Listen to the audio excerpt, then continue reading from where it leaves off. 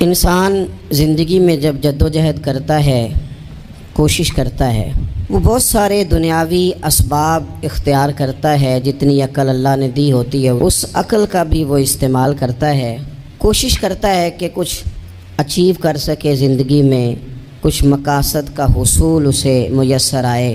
عزیز بھائیوں، ایک بات اپنے ذہن میں اچھی طرح بٹھا لیں اور لکھ لیں کہ زندگی میں جو کسی بندے کو کامیابی حاصل ہوتی ہے وہ رب تعالیٰ کی مدد سے حاصل ہوتی ہے۔ اگر رب تعالیٰ مددگار ہو تو پھر کوئی چیز بھی رستے میں رکاوٹ نہیں بنتی، اور اگر مالک کریم کو منظور نہ ہو تو انسان بہترین سیاستدان ہو، اچھا ایڈمنسٹریٹر ہو، اس کا ذہن بڑی وسعت رکھتا ہو، بڑی اچھی پلاننگ کرنا جانتا ہو، سارا کچھ ہو، تو بندہ ناکام ہو جاتا ہے۔ مسلمانوں کو جتنی کامیابیاں ملیں ان کا پس منظر صرف اتنا تھا کہ اللہ تبارک و تعالیٰ نے اپنے بندوں کی مدد فرمائی، اور اب تعالیٰ نے قرآن مجید میں اس حقیقت کا بیان کیا، فرمایا بل اللہ مولاکم، فرمایا بلکہ اللہ تمہارا مولا ہے، وَهُوَ خَيْرُ النَّاصِرِينَ، اور وہ بہترین مددگار ہے۔ وہ جو رب تمہارا مولا ہے وہ بہترین مددگار ہے، اور اگر وہ مدد کرے تمہاری، سورہ آل عمران میں آگے جا کے ارشاد فرمایا اگر اللہ مدد کرے تو پھر تم پر کوئی غالب نہیں آ سکتا، اور اگر وہ تمہاری مدد چھوڑ دے تو پھر کوئی تمہاری مدد کر سکتا، کوئی مدد نہیں کر سکتا۔ بدر کی جنگ بھی اور فتح مکہ بھی رمضان المبارک میں ہوا ہے۔ میں دونوں پر غور کر رہا تھا تو ایک نیا مضمون میرے ذہن میں آنے لگا۔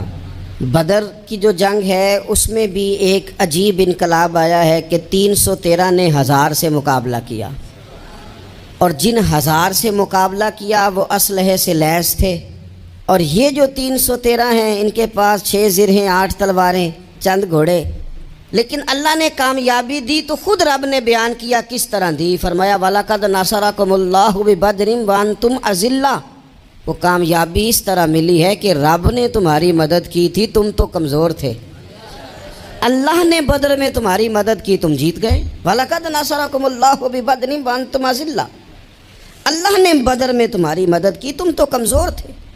پھر فتح مکہ نصیب ہوئی تو اس میں بھی بہترین منصوبہ بندی نبی پاک علیہ السلام نے فرمائی، بہترین حکمت عملی حضور نے اپنائی، لیکن ہمیں جو اللہ رسول نے بات سمجھائی وہ کیا ہے؟ اذا جاء نصر اللہ والفتح، فرمایا جب اللہ کی مدد آئی اور فتح نصیب ہو گئی۔ یہ اللہ نے مدد فرمائی تمہاری، یہاں بھی فتح مکہ بھی اللہ کی مدد سے، جنگ بدر بھی اللہ کی مدد سے۔ وہ جو مدد ہے اللہ تعالیٰ کی، جب وہ ہم یہ کرتے ہیں کہ ہم اپنی ساری زندگی سیاست کی نظر کر دیں، ہماری سیاست صرف ملک میں نہیں ہوتی، ہماری سیاست خاندان میں بھی ہوتی ہے، ہم گھر کے اندر بھی سیاست کرتے ہیں، ہم کسی خاص طریقے سے لوگوں کو اپنے پیچھے چلانا چاہتے ہیں، ہم ایک خاص اسلوب اختیار کرتے ہیں کہ لوگ ہمارے پیچھے چلیں۔ اس کا نقصان ہمیں یہ ہوتا ہے کہ سیاست جو ہوتی ہے یہ شطرنج کے ہیر پھیر کی طرح ہوتی ہے، تو اس کے راز بڑی جلدی کھلنے لگ جاتے ہیں، پتہ چل جاتا ہے کہ بندہ مخلص نہیں تھا، سیاست کر رہا تھا، طریقے سلیقے سے اس نے جوڑ کے رکھا ہوا تھا۔ ہم ہر جگہ سیاست کے بل بوتے پر چیزوں کو لے کے چلنا چاہتے ہیں، سیاستیں ناکام ہو جاتی ہیں، سیانے لوگ فیل ہو جاتے ہیں، بچتا صرف وہی ہے جس کے پیچھے رب تعالیٰ کی مدد شامل حال ہوتی ہے۔ اپنی زندگی کے اندر ہم جو کچھ بھی کر رہے ہیں، جس شعبے سے بھی ہمارا تعلق ہے، آج ہم نے اس بات پہ غور کرنا ہے کہ پہلے تو یہ غور کر لیں کہ جو کام ہم کر رہے ہیں کیا وہ کام ایسا ہے کہ اس میں اللہ کی مدد ہمیں ملے گی؟ اگر آپ کوئی معاذ اللہ ناجائز کام کر رہے ہیں، فعل حرام کا ارتکاب کر رہے ہیں، تو اس میں تو مدد الہی آئے گی نہیں۔ پہلے تو یہ دیکھیں جو کر رہے ہیں وہ کام مدد الہی والا ہے، اور اگر اللہ تعالیٰ کی مدد والا وہ کام ہے پھر اس پر غور کریں کہ کیا ہم نے مالک سے مدد کا سوال کیا ہے، ہمیں مدد میسر آ رہی ہے۔ وہ میں نے بزرگوں سے ایک بات سنی تھی، وہ بڑی یاد رہ گئی۔ وہ فرمایا کرتے تھے قابلیت بھی بڑی چیز ہے لیکن قبولیت سب سے بڑی چیز ہے۔ قابل ہونا بھی بڑی بات ہے لیکن زیادہ بڑی بات یہ ہے کہ اس کی بارگاہ میں قبول بھی ہے کہ نہیں۔ اپنی زندگی میں اللہ کی مدد کی طرف بڑھیں، مالک کی مدد کا حصول اختیار کرنے کی کوشش کریں، اللہ کے ساتھ اپنے آپ کو جوڑیں۔ اگر اللہ کی مدد نصیب ہو، یہ جو ہم جتنا ڈرتے رہتے ہیں، سہمے رہتے ہیں، پریشان رہتے ہیں کوئی کیا کر دے گا، ہمارے ہاں نا ہر شعبے میں معاذ اللہ ایک مافیا ہے، الا ماشاء اللہ۔ وہ مافیا کہتا ہے میرے ساتھ ملو گے تو میں چلنے دوں گا، ورنہ میں نہیں چلنے دوں گا، مارکیٹ میں آ ہی نہیں سکتا فلانا بندہ، کیونکہ یہاں ہمارا قبضہ ہے۔ اور میرے بھائی پھر بہت سارے لوگ جن کی نیتیں اور ارادے بڑے اچھے ہوتے ہیں شروع میں، وہ بھی اس مافیا کا شکار ہو جاتے ہیں اور ان کے رنگ میں رنگ جاتے ہیں۔ یاد رکھنا، کسی شخص کی بلیک میلنگ کا کبھی شکار نہ ہونا، کبھی کسی کی میٹھی اور مسجع مکفہ باتوں کا شکار نہ ہونا۔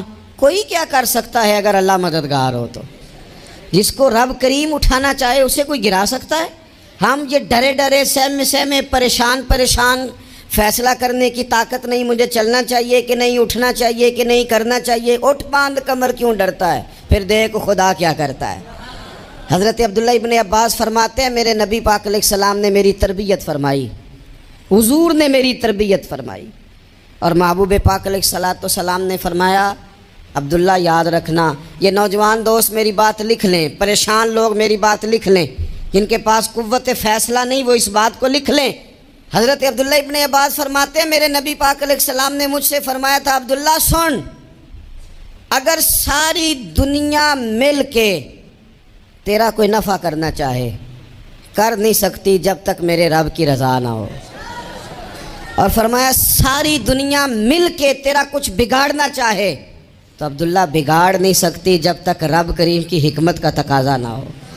لوگوں سے ڈرنا، لوگوں کی طرف دیکھنا، ماحول دیکھ کے اپنے راہ کا تعین کرنا، ہر بندے کے خیالات کے مطابق ڈھلنے کی کوشش کرنا، فلانا نہ ناراض ہو جائے، فلانا نہ ناراض ہو جائے، وہ جس نے ہونا ہو جائے، بس رب رسول ناراض نہ ہو۔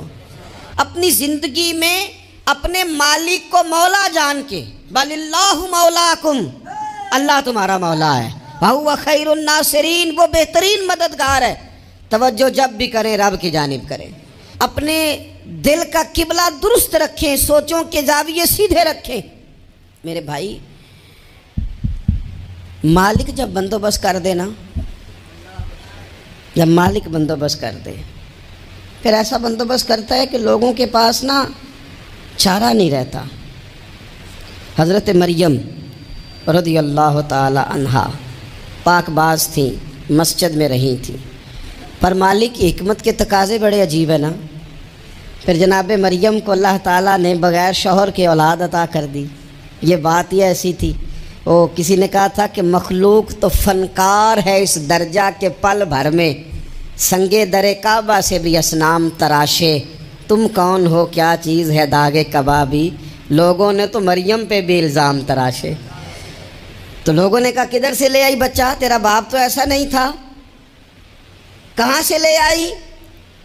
اللہ کرے میں آپ کو سمجھا سکوں، ذرا اپنے آپ کو وہاں کھڑا کریں کہ ایک پاک باز عورت، پاک باپ کی بیٹی، طیب ماں کی بیٹی، اور اللہ کے گھر میں پرورش پانے والی خاتون، ایک وہ وقت اور ایک یہ وقت کہ اس عورت کو کٹہرے میں کھڑا کر کے پوچھا جا رہا ہے کہ معاذ اللہ تیری گود میں بچہ جائز نہیں ہے، کہاں سے لائی ہے؟ اب خود سے صفائیاں بندہ کتنی کو دے، کتنی کو وضاحتیں کرے۔ اور میں نے تو اپنی زندگی میں دیکھا ہے زیادہ وضاحت دینے والے کو بھی لوگ جھوٹا سمجھنے لگ جاتے ہیں، زیادہ وضاحت دینے پر بھی لوگ کمزوری کا اظہار سمجھتے ہیں کہ کمزور پڑ گیا۔ آپ صلح کی کوشش کرتے ہیں، سامنے والا بزدل سمجھ لیتا ہے، زیادہ وضاحتیں بھی کمزور کر دیتی ہیں۔ اب حضرت مریم کو کٹہرے میں کھڑا کر کے کہا بچہ کس کا ہے؟ تو پھر خدا بندوبست جب کرے، اللہ جب مددگار ہو، تو پھر حضرت مریم کی گواہی درختوں سے نہیں دلوائی، اس نے پتوں سے نہیں دلوائی، پھر فرشتے نہیں بھیجے۔ حضرت مریم کہنے لگی مجھ سے نہ پوچھو، وہ جو پنگوڑے میں ہے اسی سے پوچھ لو، ان سے پوچھو نا، وہ کون ہے پوچھ لو، ان سے کر لو سوال۔ انہوں نے کہا پنگوڑے میں چند دنوں کا بچہ، یہ جواب دے گا؟ مددگار تھا رب، ان کی برات کا اعلان کرنا تھا مالک نے، اور جب مالک اعلان کر دے، جب مالک تیری صفائی دینا چاہے، جب مالک تجھے دنیا کے سامنے نکھارنا چاہے، تو پنگوڑے میں لیٹے حضرت عیسیٰ بول کے کہنے لگے انی عبداللہ آتانی الکتاب، فرمایا میں اللہ کا بندہ ہوں، رب نے مجھے کتاب عطا کر کے نبی بنا کے دنیا میں بھیجا ہے، میں اللہ کا بندہ ہوں، کتاب لے کے آیا ہوں، نبی بن کے آیا ہوں۔ پھر پنگوڑے سے اعلان ہو گیا، پھر بچہ بول پڑا۔ اور یہ ایک دفعہ نہیں بات ہوئی، یہ بنی اسرائیل میں ایک جریج نام کے شخص بھی تھے جو نماز پڑھ رہے تھے، بعض نے لکھا ہے نفل نماز تھی، اماں نے پکارا تو آئے نہیں، تو ماں کے منہ سے نکل گیا تو اتنی دیر تک مرے گا نہیں جب تک کسی بے حیا عورت کا منہ نہ دیکھ لے۔ تو وہ عبادت گزار تھے، لیکن لوگوں نے ان کی عبادت، ریاضت، پرہیزگاری کو نہیں دیکھا، بس ایک عورت کو بھیج کے الزام لگوا دیا۔ وہ عورت آیا جایا کرتی تھی، اب آ جاتی ہیں عورتیں، مسئلہ پوچھنے کی نیت سے بھی آ جاتی ہیں۔ ماحول میں کچھ جگہ ایسی بھی ہیں جہاں عورتیں دم کرانے کے بہانے آ جاتی ہیں۔ وہ خاتون آتی جاتی تھی اس خانقاہ پہ، آستانے پہ، یہ بخاری میں موجود ہے، پر اس نے کہا میری گود میں جو بچہ ہے یہ انہی کا ہے۔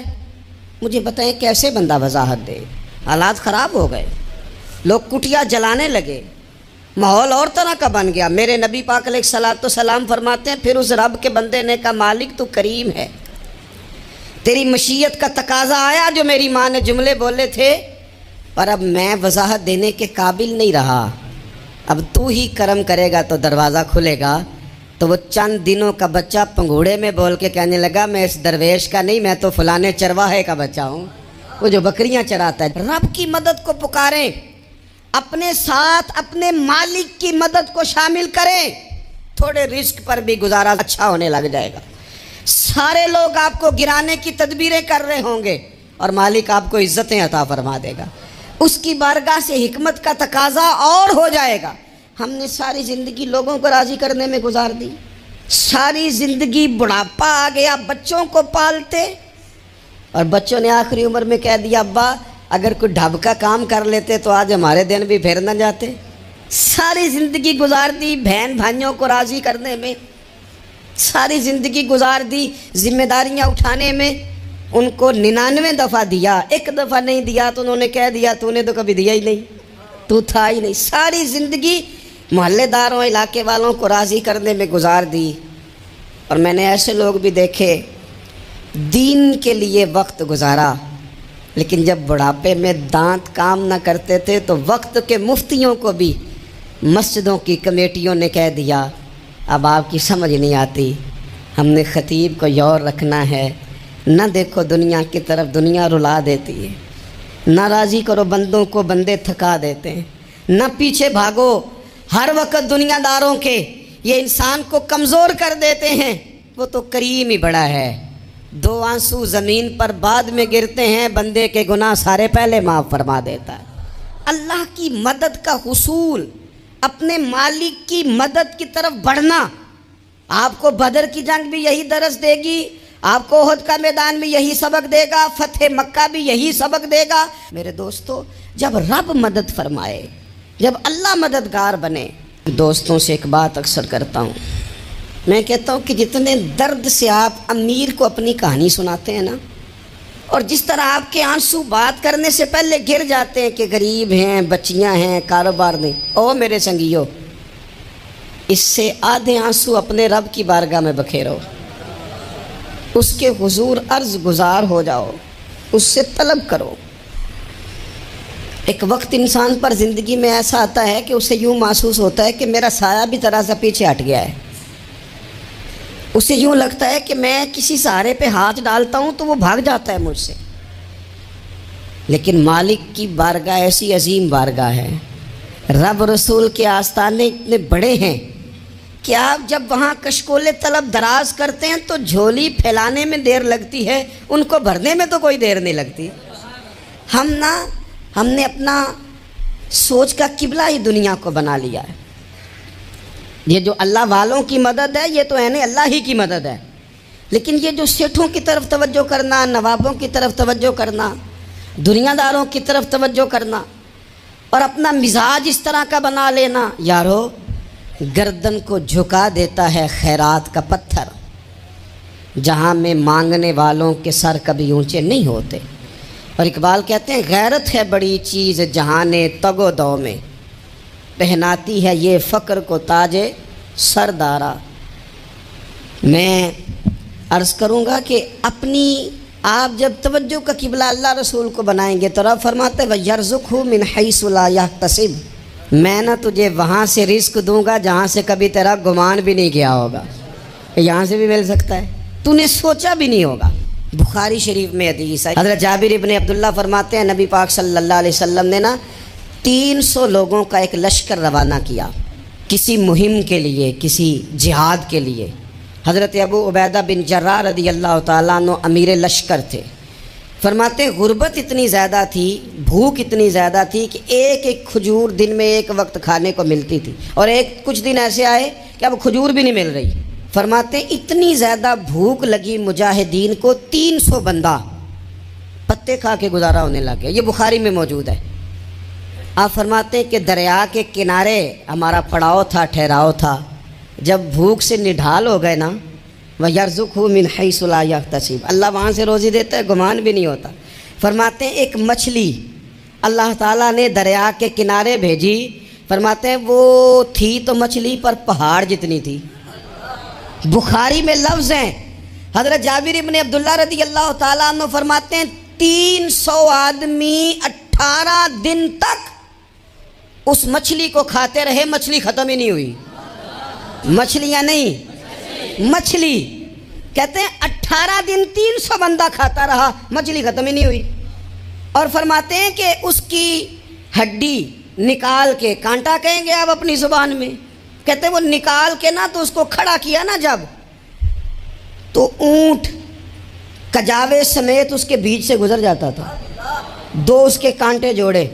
فرماتے ہیں وہ اس کا گوشت ہم کھاتے تھے اور اس کی چربی بطور تیل کے ہم جسموں پہ ملتے تھے، بیماروں کو اس سے سکون آتا تھا، تندرستی شفا ہوتی تھی۔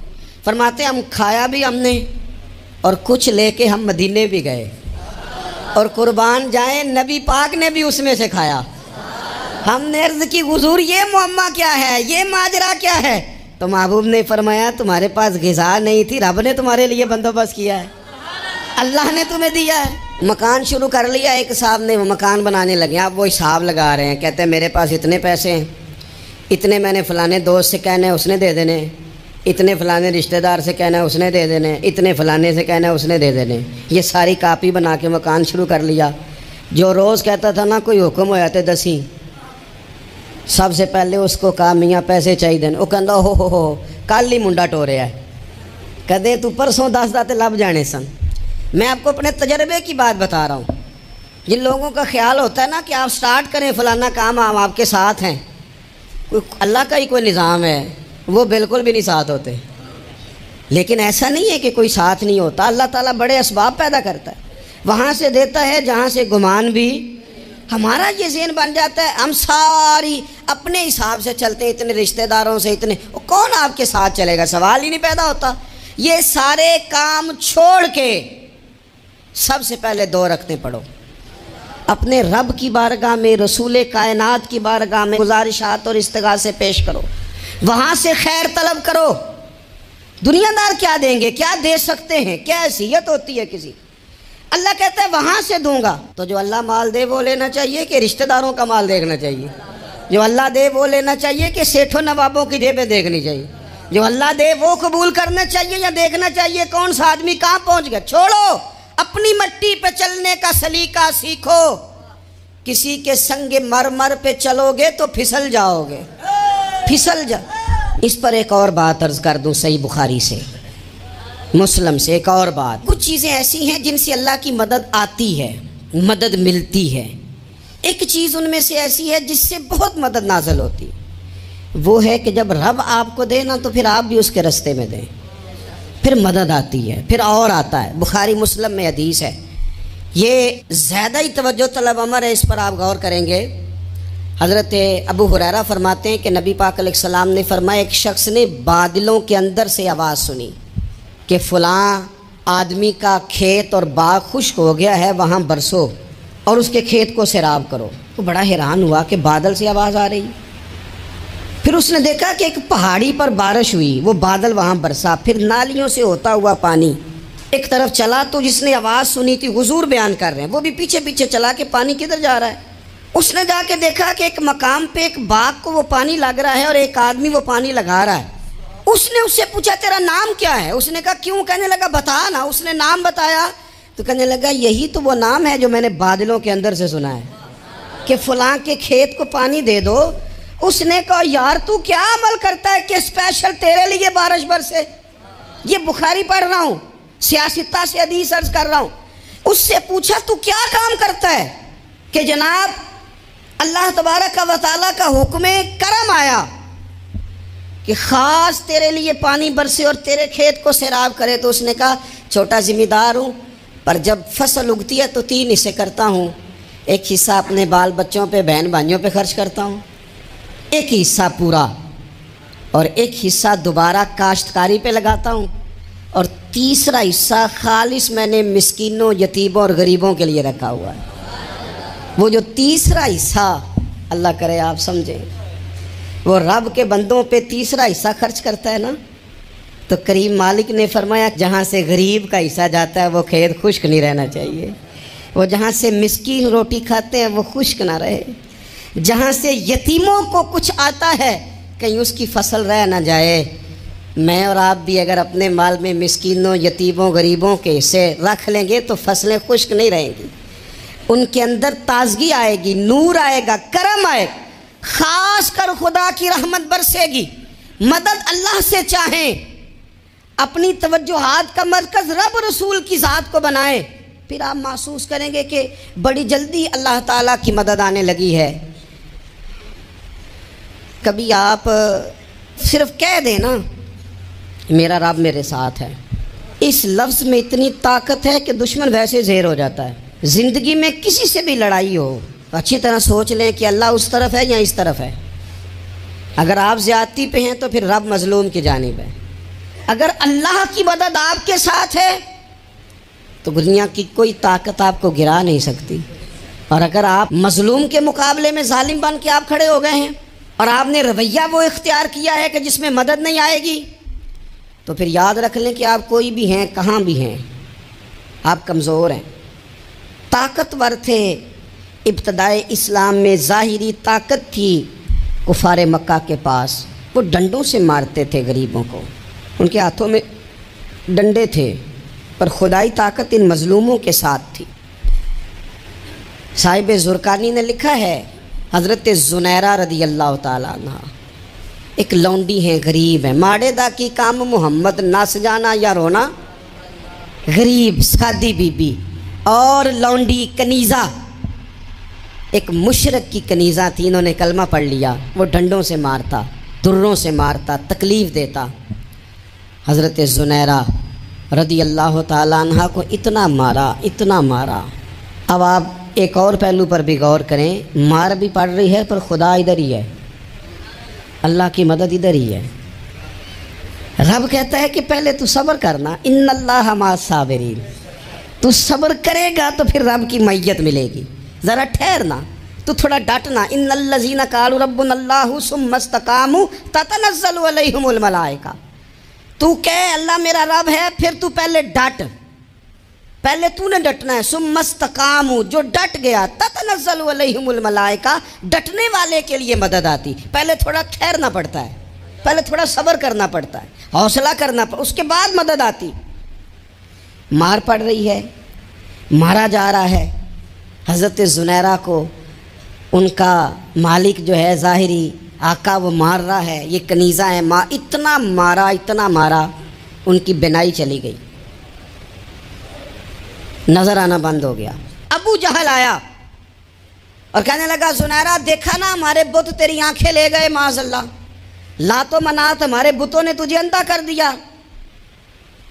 اب ایسا نہیں ہے کہ بی بی روتی جا رہی ہے، روتی جا رہی ہے، مایوسی مایوسی، معاذ اللہ، پریشانی، غریبی بڑی ہے، پوچھنے والا کوئی نہیں، یہ باتیں نہیں۔ کیا جملے ہیں خاتون کے، کیا لفظ ہیں۔ ابو جہل نے تنزیہ کہا، معاذ اللہ، کہنے لگا دیکھا نا ہمارے بتوں نے تجھے اندھا کر دیا۔ تو جناب زنیرہ آنکھوں کی بینائی گئی ہے، رات کو گئی ہے، دکھ ابھی تازہ ہے، لیکن اللہ پہ جو توکل ہے، اپنے مالک سے جو رشتہ ہے، وہ اتنا مضبوط ہے، اتنا طاقتور ہے، اس میں اتنی گہرائی ہے کہ حضرت زنیرہ بول کے نا اتنی قوت سے بولی، اتنی طاقت سے بولی کہ پورے کفر پر لرزہ طاری ہو گیا۔ فرمانے لگی تمہارے بتوں کی کیا اوقات ہے کہ میری بینائی لے جائیں، یہ میری رب کی حکمت کا تقاضا ہے۔ جب تک اس نے چاہا زنیرہ دیکھتی رہی، اور جب اس نے چاہا زنیرہ کی آنکھوں کی بینائی چلی گئی، اور اگر وہ چاہے گا نا تو بینائی واپس بھی کر دے گا۔ اگر ہو ذوق یقین پیدا تو کٹ جاتی ہیں زنجیریں، اگر وہ چاہے گا تو بینائی آ بھی جائے گی۔ حضرت زنیرہ نے رات کو یہ لفظ کہے، ابو جہل اور سارے کفار ڈر کے سن کے چلے گئے، آپ اطمینان سے آ کے بستر پہ سوئی۔ جب سویرے اٹھی تو اللہ نے آنکھوں کی روشنی واپس کر دی تھی۔ آنکھوں کی اب چھڑی پکڑی ہے، بازاروں میں گھومتی ہے، کہتی ہیں بلاؤ کدھر ہے تمہارے نعت و منات، دیکھو میرے رب نے روشنی واپس کر دی۔ آ کر میرے ساتھ ادھر آ ستمگر ہنر آزمائے، تو تیر آزما ہم جگر آزمائے۔ بیمار لوگوں یاد رکھو، کہہ دیا ڈاکٹر نے کہ تو بڑا بیمار ہے، تو بڑا کمزور ہے، یہ ہو گیا وہ ہو گیا، تو ڈاکٹر اپنے علم کے مطابق بات کر رہا ہے، ہوگا تو وہ جو میرا رب چاہے گا۔ کمزور ہو جانا، پریشان ہو جانا، تکلیف میں آ جانا، پتہ نہیں بات ہو گئی ہے تو جانے کیا ہو جائے گا۔ اپنی زندگی کے اندر اپنے رب سے رشتہ مضبوط کریں، رسول کائنات سے رشتہ مضبوط کریں، اللہ والوں سے رشتہ مضبوط کریں۔ حضرت زنیرہ نے پیغام دیا کہ زندگی میں جو جینا چاہتے ہیں تو وہ رب کا نام لے کے جی سکتے ہیں، جو اپنی زندگی میں خوشیاں دیکھنا چاہتے ہیں تو رسول اللہ کے نام پر خوشیاں دیکھی جا سکتی ہیں۔ توکل کی بنیاد پر بندہ خوشیاں لے سکتا ہے، اور اگر انسان میں توکل نہیں ہے تو پھر وہ اس کالے جادو سے بھی ڈر رہا ہے، وہ نیلے سے بھی ڈر رہا ہے، وہ پیلے سے بھی ڈر رہا ہے، وہ فلانے سے بھی ڈر رہا ہے، وہ میرے خلاف فلانا رشتہ دار سازش کر رہا ہے تو ڈر رہا ہے، فلانا میرے بارے میں یہ کر رہا ہے تو ڈر رہا ہے، وہ پتہ نہیں دنیا ادھر ہو جائے گی تو کیا ہو جائے گا، اٹھ باندھ کمر کیوں ڈرتا ہے، پھر دیکھ خدا کیا کرتا ہے۔ تو اس ساری گفتگو کا نچوڑ آپ کو یہ عرض کیا ہے، سب سے پہلے تو یہ کہ میدانوں میں مدد بھی اللہ کی، رزق میں مدد بھی اللہ کی، فصلیں خشک ہوں تو مدد پھر بھی اللہ کرے، تو پھر ساری مدد، اور اگر انسان بیمار ہو تو پھر بھی مدد اللہ کی۔ تو اپنے اللہ کی جانب توجہ کو بڑھائیں، آپ اللہ سے مدد کے سوالی بنیں۔ ترمذی کی ایک حدیث ہے، میں آپ کو زندگی کا تجربہ بتاتا ہوں کہ جب میں بڑا پریشان ہوتا ہوں تو یہ والی روایت کھول لیتا ہوں، مزہ دیتی ہے۔ میرے نبی پاک علیہ السلام نے فرمایا اپنے دکھ سیٹھوں نوابوں کو نہ کہنا، مالداروں کا نہ کہنا، ورنہ اللہ تمہیں کبھی غنی نہیں کرے گا۔ فرمایا اپنے دکھ اپنے رب کی بارگاہ میں عرض کرنا، جلدی کرے یا دیر سے کرے اللہ تمہیں لوگوں سے بے نیاز کر دے گا، اللہ تمہیں غنی کر دے گا۔ رات کو بیٹھو نا اس کی بارگاہ میں، اسے دکھڑے سناؤ، چھوٹی چھوٹی باتیں۔ حضور نے فرمایا نمک بھی مانگو تو رب سے مانگو، چھوٹی چھوٹی بات سے شروع کرو نا۔ جب بندہ شروع کرتا ہے نا چھوٹی چھوٹی چیزیں تو بڑی ساری چیزیں یہ اس طرح ہوتا ہے جیسے بندہ رب سے گفتگو کر رہا ہے، مالک مجھے یہ چاہیے، مالک میں یہاں کمزور ہوں، اللہ میں یہاں پریشان ہوں۔ آپ یہ کر کے تو دیکھیں، لمبی لمبی دعائیں مانگ کے تو دیکھیں، اس کے حضور جڑ کے تو دیکھیں، آپ دیکھیں گے راحت کتنی ہے، سکون کتنا